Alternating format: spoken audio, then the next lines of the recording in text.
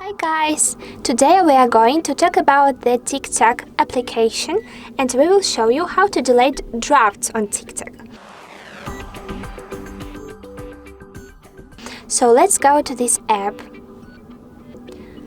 After, let's go to our profile on our channel and choose the drafts section. Later, let's choose one of your saved videos, picking on the special select button. Don't forget to pick on the dot on it and choose the delete option at the bottom of the screen. Press the delete key again, and voila, as you can see, there is no videos you don't want to have in your drafts.